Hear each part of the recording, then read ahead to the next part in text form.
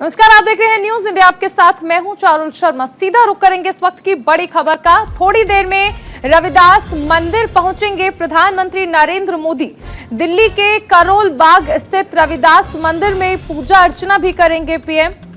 यहां पीएम जन जन के कल्याण के लिए प्रार्थना करेंगे। प्रधानमंत्री नरेंद्र मोदी ने खुद ट्वीट करके इस बात की जानकारी दी थी। आज संत रविदास की 645वीं जयंती है और इस पावन मौके पर प्रधानमंत्री नरेंद्र मोदी दिल्ली के करोल बाग स्थित रविदास विश्राम धाम मंदिर जाएंगे। पीएम सुबह 9 बजे मंदिर में पूजा अर्चना करेंगे। जन जन के कल्याण के लिए प्रार्थना भी करेंगे।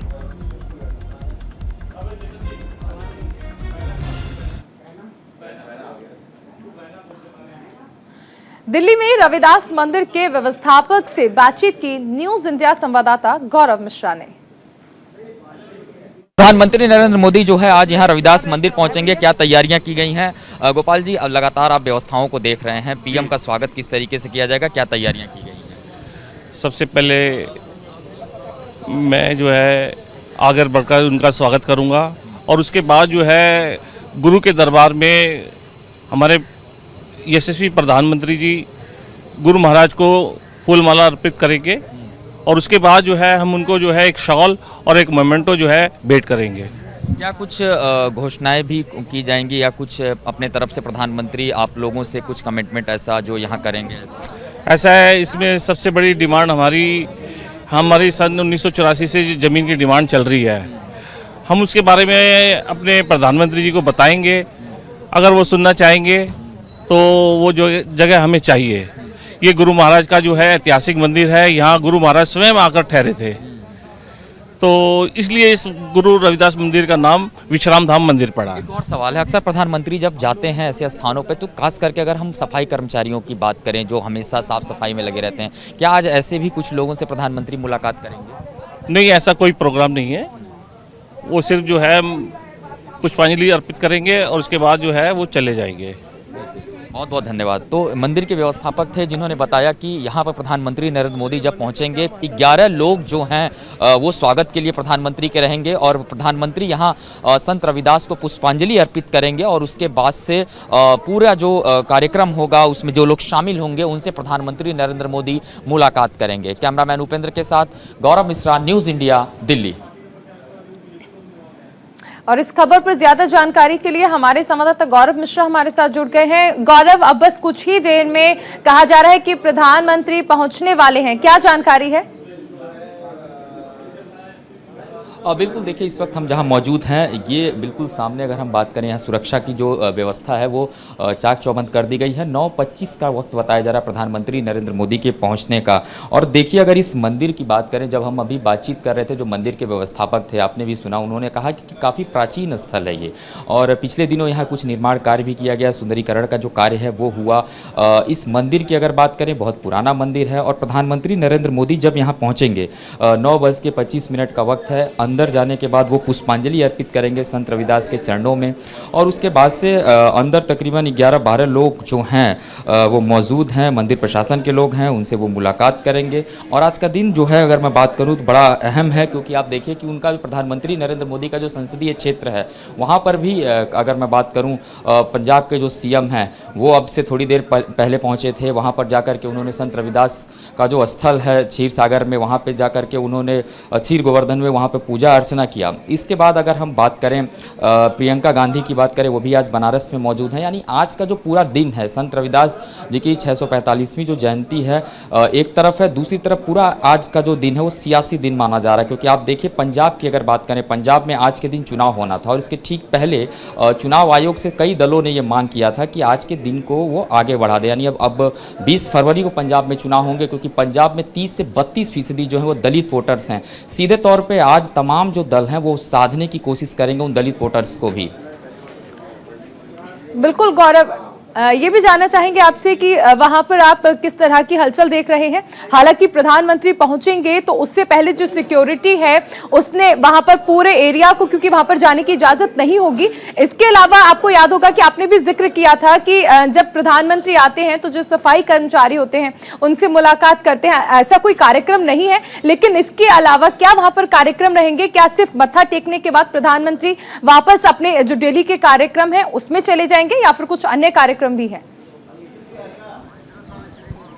नहीं, बिल्कुल देखिए, उनका 10 से 15 मिनट का जो पूरा कार्यक्रम है वो पहले से तय है। जिनसे उनको मुलाकात करना है वो भी पहले से तय है। और आपने जिक्र किया कि सफाई कर्मचारियों से अक्सर वो मिलते हैं। यहाँ पर मंदिर प्रशासन के लोगों का कहना है कि इस तरीके का फिलहाल कोई कार्यक्रम नहीं है। लेकिन इस बीच तस्वीरें एक बार और मैं अपने कैमरा पर्सन से कहूँगा दिखाएं। जो इसी रोड से प्रधानमंत्री नरेंद्र मोदी सीधे संत रविदास का ये जो धाम है प्राचीन, उसके अंदर जाएंगे। जो आपने कहा कि सफाई कर्मचारियों से मुलाकात को लेकर के मंदिर प्रशासन का ऐसा कहना है कि अंदर किसी भी व्यक्ति को विदाउट पास जो है वो अंदर एंट्री नहीं दी जा रही है। लेकिन ये बात भी है कि जब प्रधानमंत्री अक्सर ऐसे स्थानों पर पहुंचते हैं तो प्रोटोकॉल को तोड़ करके भी लोगों से मिलते हैं। हालांकि सिक्योरिटी जो है पूरी तरीके से आप देख सकते हैं, पूरे रोड पर आपको दूर दूर तक दिखाई दे रही है। छतों पर भी तमाम जो सुरक्षाकर्मी हैं वो तैनात किए गए हैं। इसके अलावा अगर बात करें तो ये जो कुछ लोग हैं लगातार गेट पे भी इंतज़ार कर रहे हैं। और सबसे बड़ी बात है कि जो RT-PCR है वो करने के बाद ही लोग अंदर जा रहे हैं। जिनका RT-PCR नहीं हुआ है उनको गेट पर ही रोक दिया जा रहा है। तो इस बार सुरक्षा व्यवस्था है, मैं इसके अलावा कोविड को देखते हुए भी जो प्रोटोकॉल है उसका भी विशेष ख्याल रखा जा रहा है। और इसी रोड से प्रधानमंत्री नरेंद्र मोदी अंदर जाएंगे। हालांकि ये जो बैरिकेटिंग यहाँ पे की गई है इसके आगे जो है किसी को भी जाने नहीं दिया जा रहा है। चारों गौरव, 5 राज्यों में विधानसभा चुनाव भी होने हैं। ऐसे में पंजाब में भी चुनाव है और पंजाब में विधानसभा चुनाव की जो तारीख है उसे आगे बढ़ाने की दरख्वास्त की गई थी, जिसको चुनाव आयोग ने बाद में मान भी लिया था। 14 से उस तारीख को बढ़ाकर 20 कर दिया गया था। इस लिहाज से भी बेहद अहम माना जा रहा है यहां पर प्रधानमंत्री का दर्शन करना। और आपने भी जिस तरह से जिक्र किया कि बनारस में खुद पंजाब के मुख्यमंत्री चन्नी जा रहे हैं, प्रियंका गांधी जा रही हैं और उत्तर प्रदेश के मुख्यमंत्री जो हैं वो भी उनकी जन्मस्थली पर पहुंच रहे हैं। तो इस लिहाज से भी अगर देखा जाए तो रविदास जयंती पर प्रधानमंत्री का पहुंचना बेहद अहम माना जा रहा है। बिल्कुल देखिए, 645वीं जयंती रविदास जी की आज है। और ये मैं इसलिए कह रहा हूँ कि एक सियासी जयंती के रूप में इसको तमाम दल मना रहे हैं, क्योंकि आज का दिन आप देखिए पंजाब की अगर हम बात करें तो पंजाब में 30 से 32% जो दलित वोटर्स हैं। और वहाँ की अगर बात करें पंजाब के CM चरणजीत सिंह चन्नी खुद प्रधानमंत्री के संसदीय क्षेत्र वाराणसी में पहुँचे हैं। उन्होंने जाकर के जन्मस्थली में दर्शन भी किया। और 9:45 के आसपास उत्तर प्रदेश के मुख्यमंत्री योगी आदित्यनाथ वो भी बनारस में जाएंगे। तो एक मैसेज जो देने की कोशिश है दलित वर्ग को वो लगातार यहां प्रधानमंत्री नरेंद्र मोदी की तरफ से दी जाएगी। और आपको याद होगा कि स्वच्छ भारत अभियान की जब शुरुआत किया था प्रधानमंत्री नरेंद्र मोदी ने, दिल्ली से ही उसकी जब शुरुआत हुई थी तो संत रविदास के मंदिर वो पहुंचे थे और हाथों में झाड़ू उठा करके मंदिर परिसर में उन्होंने झाड़ू भी लगाया था। तो दलित वोटर्स को किस तरीके से साधने की कवायद है वो लगातार तमाम जो सियासी दल हैं वो कर रहे हैं। और ऐसे में अगर हम बात करें आज का जो ये दौरा है, खास करके मैं इसको इसलिए दौरा कहूंगा कि प्रधानमंत्री नरेंद्र मोदी कल इस पूरे कार्यक्रम को लेकर के उन्होंने अपने ट्विटर हैंडल से ट्वीट किया था और संत रविदास जी के बारे में उन्होंने लिखा था कि किस तरीके से वो जात पात से ऊपर उठ करके, वर्ण व्यवस्थाओं से ऊपर उठ करके साथ लोगों के साथ रहते थे, समाज को देखते थे। और पंजाब की अगर बात करें तो पंजाब में होने वाले चुनाव की तारीखों को बढ़ाना ही अपने आप में एक बड़ा संदेश था, क्योंकि चुनाव आयोग से तमाम दलों ने पत्र लिख करके मांग भी किया था कि आज रविदास जयंती। और आपको पता होगा चारुल की आज के दिन तकरीबन पंजाब से 40 से 45% लोग जो हैं वो खुद बनारस जाते हैं। उत्तर प्रदेश के अंदर आज बहुत भीड़ भाड़ रहती है, क्योंकि संत रविदास जी की जो जन्मस्थली है वहां पर तमाम पंजाब के जो लोग हैं वो पहुंचते हैं और उनका दर्शन करते हैं, पूजा पाठ करते हैं। और ऐसे में अगर मैं बात करूं बनारस के अंदर लगातार जो राजनीतिक जमावड़ा लग रहा है, एक बड़ा साफ मैसेज है तमाम दलित वोटर्स को साधने का। ये बिल्कुल गौरव, आप बने रहिए। बनारस से हमारे साथ मदन भी जुड़ गए हैं। मदन, अगर आपसे वहां के हालात के बारे में पूछे, अभी वहां पर क्या तस्वीरें आप देख पा रहे हैं? पंजाब के मुख्यमंत्री चन्नी भी वहां पर पहुंचे थे दर्शन के लिए। ये बताना चाहूँगा कि आज सुबह में जो है पंजाब के मुख्यमंत्री रविदास मंदिर गए। रविदास मंदिर में उन्होंने दर्शन पूजन किया। दर्शन पूजन करने के बाद जो है उन्होंने जो अरदास जो में शामिल हुए। इसके बाद बता दें कि कुछ ही देर के बाद जो है सीएम योगी आदित्यनाथ भी यहाँ पे रविदास मंदिर पहुंचेंगे, दर्शन पूजन करेंगे। दर्शन पूजन करने के बाद जो है वो भी जो लंगर जो यहाँ का होता है उस लंगर में सम्मिलित भी होंगे। उसके बाद है प्रियंका गांधी और राहुल गांधी भी यहाँ पे लगभग 11:30 बजे पहुंचेंगे और जाकर के वो भी संत रविदास मंदिर में जाकर के वो दर्शन पूजन करेंगे। दर्शन पूजन करने के बाद वो भी लंगर में सम्मिलित होंगे। तो ऐसे में कहा जाए कि जिस तरह से 2022 का चुनाव आ रहा है, चुनाव के मद्देनजर अगर कहा जाए तो पश्चिमी यूपी और खास करके 5 राज्यों में जो चुनाव हो रहा है उसमें पंजाब भी शामिल है। तो जिसमें कहा जाए तो रविदासियों की संख्या ज्यादा है और खास करके वोट में किस तरह से कन्वर्ट हो, तो इस तरह से अगर कहा जाए तो ये राजनीति का रहा है। क्योंकि छोटी बेगमपुरा के नाम से यानी मिनी बेगमपुरा के नाम से ये बनारस का ये जो रविदास मंदिर है वो जाना जाता है। और खास करके अगर हम बात करें तो यहाँ पे पंजाबियों की संख्या जो ज्यादा होती है, इस समय लोग यहाँ पे इकट्ठा होते हैं और इस तरह से राजनेताओं का यहाँ पे आना जो है खास करके चुनाव के समय अगर ये बात करती है तो कहीं ना कहीं ये जो है मुख्यमंत्री योगी आदित्यनाथ के पहुंचने का कार्यक्रम भी है वहां पर, उस बारे में क्या जानकारी है? आज जी चरण मैं ये बताना चाहूंगा कि लगभग 9:45 पर सीएम जो है बाबतपुर एयरपोर्ट से सीधे जो है वो बीएचयू हेलीपैड पे पहुंचेंगे और वहां से वो सीधे सिर गोवर्धन स्थित जो है रविदास मंदिर जाएंगे। वहां पर मंदिर में जाकर के वो दर्शन करेंगे, अरदास करेंगे। उसके बाद जो है वो लंगर में भी शामिल होंगे। उसके बाद से सीएम जो है आगे के कार्यक्रम से लेकर के चले जाएंगे। जी चारुल जी, बहुत शुक्रिया मदन इस तमाम जानकारी के लिए। गौरव, आपका भी बहुत शुक्रिया। और इस वक्त की बड़ी खबर आपको बता दें, संगीतकार बप्पी लहरी के निधन पर प्रधानमंत्री नरेंद्र मोदी ने दुख व्यक्त किया है। बप्पी लहरी ने संगीत के जरिए विविध भावनाओं को व्यक्त किया। बप्पी लहरी का मुंबई के अस्पताल में निधन हुआ है। 69 साल के थे संगीतकार बप्पी लहरी। तो बप्पी लहरी के निधन पर प्रधानमंत्री नरेंद्र मोदी ने भी शोक संवेदनाएं व्यक्त की हैं। 69 साल की उम्र में बप्पी लहरी का निधन हुआ है। मुंबई के एक अस्पताल में उनका इलाज चल रहा था। तो ट्वीट के जरिए प्रधानमंत्री ने यहां शोक संवेदनाएं व्यक्त की हैं। श्री बप्पी लहरी जी का संगीत सर्वांगीण था, विविध भावनाओं को खूबसूरती से व्यक्त करता था। पीढ़ियों के लोग उनके कार्यों से संबंधित हो सकते थे। उनका जीवन स्वभाव सभी को याद होगा। उनके निधन से दुखी हूं। उनके परिवार और प्रशंसकों के प्रति संवेदनाएं। ये ट्वीट आप देख रहे हैं प्रधानमंत्री नरेंद्र मोदी का।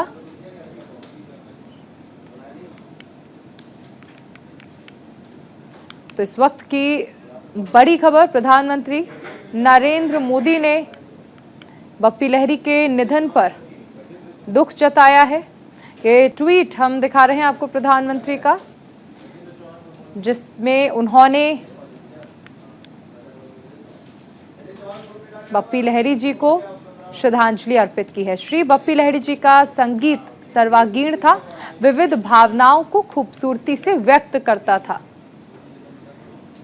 हमारे साथ अभिनेता गजेंद्र चौहान जी भी जुड़ गए हैं। गजेंद्र जी, बप्पी जी का अचानक इस तरह से चला जाना क्या इस वक्त आपके मन में है, क्या जहन में आ रहा है जैसे ही आपको इस खबर के बारे में जानकारी मिली? जी, आज सुबह ही मीडिया के माध्यम से मुझे खबर मिली और बहुत ही दुखद है। पिछले 10 दिनों में 3 महान हस्तियों को हमने खोया है। 6 तारीख को लता जी, उसके बाद प्रवीण कुमार जी महाभारत वाले हमारे, और अभी बप्पी दा का ही आज सुबह समाचार मिला। संगीत की दुनिया के सरताज थे बप्पी दा। मैं कहूँ कि पॉप की दुनिया का एक नया म्यूजिक उन्होंने फिल्म इंडस्ट्री में इंट्रोड्यूस किया था। और मुझे याद है जब मैं अपना कैरियर शुरू कर रहा था 1982 में, तो बप्पी दा की फिल्म आई थी डिस्को डांसर। मिथुन चक्रवर्ती के कैरियर को आगे बढ़ाने में मुझे लगता है सबसे बड़ा हाथ बप्पी दा के म्यूजिक का था, उनके गानों का था। गीतकार थे, संगीतकार थे, गायक थे और नेचर के बहुत अच्छे थे। और सारी दुनिया ने देखा कि उन्हें गोल्ड का बहुत शौक था। एक्चुअली बड़ी बड़ी चेन गले में लटका के घूमते थे, अंगूठियां पहनते थे। तो एक बहुत ही लीजेंड व्यक्तित्व था बप्पी दा का और अलग अलग गाने उन्होंने इंडस्ट्री को दिए हैं। एक मैं तो कहूंगा कि एक संगीत का एक युग खत्म हो गया है और लता जी के बाद पपीता का जाना बहुत ही दुखद है और एक वैक्यूम सा क्रिएट हो गया है। ये लेजेंड्स जिनको हमने अपने समय में देखा, अपने युग में देखा, एक एक करके छोड़ के जा रहे हैं, तो एक बहुत बड़ा वैक्यूम सा क्रिएट होता जा रहा है संगीत की दुनिया में, कला की दुनिया में, गायकी की दुनिया में। तो मुझे लगता है आने वाले समय में दूसरा बपीता कभी हो नहीं पाएगा, दूसरी लता जी नहीं हो पाएंगी। तो इस तरह से इन सबसे चले जाना जो है फिल्म इंडस्ट्री के लिए, संगीत जगत के लिए बहुत ही दुखदायी है और मैं आपके चैनल के माध्यम से अपनी श्रद्धांजलि अर्पित करता हूँ। वो जहाँ रहे खुश रहे, उनकी आत्मा खुश रहे। गजेंद्र जी, कुछ यादें अगर आप हमारे साथ साझा करना चाहें जिनमें आप बप्पी लहरी जी को याद करें। जी, मैं आर्टिस्ट एसोसिएशन का अध्यक्ष था, तो उन दिनों बपीता से उसके पहले भी कई बार मुलाकात हुई, कार्यक्रमों में ही मुलाकात होती थी और बड़े प्यार से और बड़े मधुर वाणी से बात करते थे बपीता और बड़े अच्छे से अपने फैन से मिलते थे। थोड़ा सा वजन की उनको प्रॉब्लम थी, लेकिन वो तो इनबॉर्न था उनके साथ में, लेकिन कलाकार तो मतलब उनकी बराबरी करना बड़ा मुश्किल होगा। ऐसा संगीत की एक नई दिशा उन्होंने फिल्म इंडस्ट्री को दी। तो बपीता से मुलाकात तो बहुत हुई है अक्सर कार्यक्रमों में, लेकिन बस ऐसी कैजुअली बातें होती थी कि संगीत के जीवन को लेकर, फिल्मों के विषय में। तो ऐसी कोई यादगार मुझे अभी याद नहीं आ रही है, लेकिन मुलाकातें बहुत हुई है बपीता से।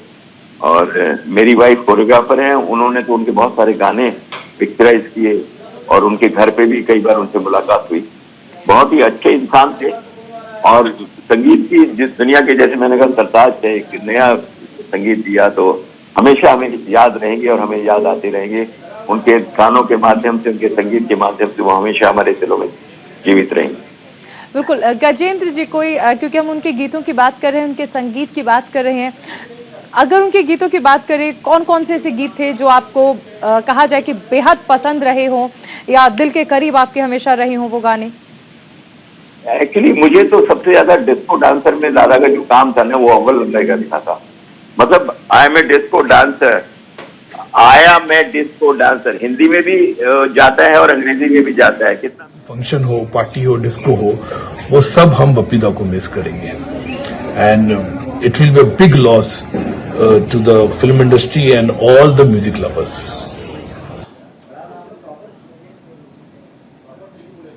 जी गजेंद्र, चलते जी जी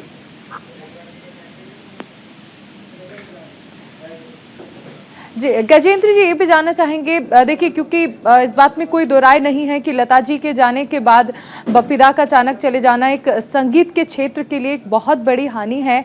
लेकिन चलिए, बहुत शुक्रिया हमारे साथ जुड़ने के लिए, आपने अपनी राय हमारे साथ साझा की, अपने विचार हमारे साथ साझा। रजा मुराद जी हमारे साथ जुड़े हैं। रजा जी, बपीता का अचानक इस तरह चले जाना हर किसी को गमगीन कर रहा है और देखिए लता जी की बीमारी की खबर लगातार मिल रही थी और बपीता की भी बीमारी की खबरें तो मिली, लेकिन अचानक वो इस तरह चले जाएंगे इसका अंदाजा नहीं था। क्या कहेंगे आप? मैं यही कहूंगा कि दुनिया ने तो एक बहुत ही बड़ा संगीतकार गायक खोया है। रजा मुराद ने अपने बचपन का दोस्त खोया है। पप्पी और मैं एक दूसरे को तब से जानते हैं जब हम 5 या 6 साल के हों। हम खार में पड़ोसी थे और वो मुझे बच्चा याद है, बहुत ही प्यारा बच्चा था, गोल मटोल बच्चा था बचपन में। और तब से मेरी पप्पी से दोस्ती है, बचपन की दोस्ती है और ये दोस्ती कायम रही। वो म्यूजिक डायरेक्टर बन गए, मैं एक्टर बन गया और उनके बच्चे और मेरे बच्चे एक ही स्कूल में जाते थे, मानिक जी कूपर स्कूल में। तो हमारी अक्सर मुलाकात स्कूल पे ही होती थी। हमारे बच्चे स्कूल बस में नहीं जाते थे, हम अपनी गाड़ियों में उन्हें छोड़ने भी जाते थे और लेकर भी आते थे। तो पप्पी से वहां मुलाकात होती थी। हम लोग बच्चों का इंतजार करते थे निकलने का, तो हम दोनों खड़े होकर बचपन की बातें करते थे। देखिए 50 साल उस इंसान ने लगातार काम किया, बड़ी हिट फिल्में दी उसने, बतौर म्यूजिक डायरेक्टर, बतौर गायक अनगिनत फिल्में उन्होंने हिट दी हैं। और वो तो कर्मयोगी थे, कर्म किया उन्होंने। 50 साल उन्होंने संगीत की सेवा की और उनका जो पहला हिट गाना था वो था चलते चलते मेरे ये गीत याद रखना, कभी अलविदा ना कहना। वो गीत तो उनके याद हैं हमें, लेकिन वो खुद अलविदा कह के चले गए, इसका बड़ा अफसोस है। बिल्कुल, बेहद अफसोस है इस बात का और उनके चले जाने का भी। बहुत शुक्रिया रजा जी, अपनी भावनाएं हमारे। इस वक्त की बड़ी खबर आपको बता दें, बीजेपी नेता एसपी सिंह बघेल के काफिले पर हमले से जुड़ी हुई इस वक्त की बड़ी खबर। डंडे और पत्थरों से हमला किया गया था। करहल से बीजेपी प्रत्याशी हैं एसपी सिंह बघेल। मंत्री जी की गाड़ी का शीशा भी टूटा हुआ मिला है। इस दौरान बताया जा रहा है कि एसपी सिंह बघेल ने बमुश्किल भागकर अपनी जान बचाई है। वहीं करहल से ही एसपी अध्यक्ष अखिलेश यादव भी प्रत्याशी हैं। इस वक्त की बड़ी खबर एसपी सिंह बघेल के काफिले पर हुए हमले को लेकर। आप देखिए कि अलग अलग प्रतिक्रियाएं आ रही हैं। कहा जा रहा है कि कल ये हमला हुआ जिस दौरान डंडे और पत्थर से शीशे भी टूट गए गाड़ी के।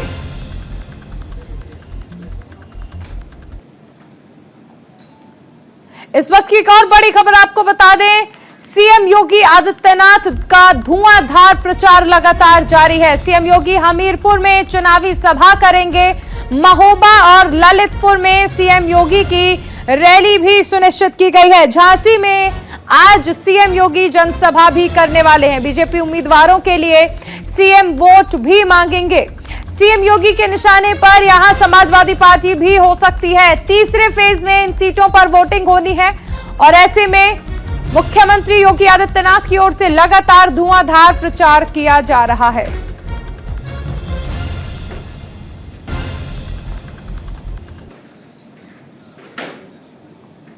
इस वक्त की एक और बड़ी खबर आपको बता दें, समाजवादी पार्टी प्रमुख अखिलेश यादव आज उत्तर प्रदेश में ताबड़तोड़ प्रचार करने वाले हैं। औरैया, कानपुर देहात, कन्नौज और फर्रुखाबाद जाएंगे अखिलेश। 11:40 पर औरैया के ककोर मुख्यालय में मीटिंग भी करेंगे। वहीं लगभग 12:30 बजे कानपुर देहात में अखिलेश यादव बैठक भी करने वाले हैं। तो लगातार चुनाव प्रचार चल रहा है और ऐसे में अखिलेश यादव यहां कार्यकर्ताओं को संबोधित भी करेंगे। यहां पर तीसरे चरण में चुनाव होना है।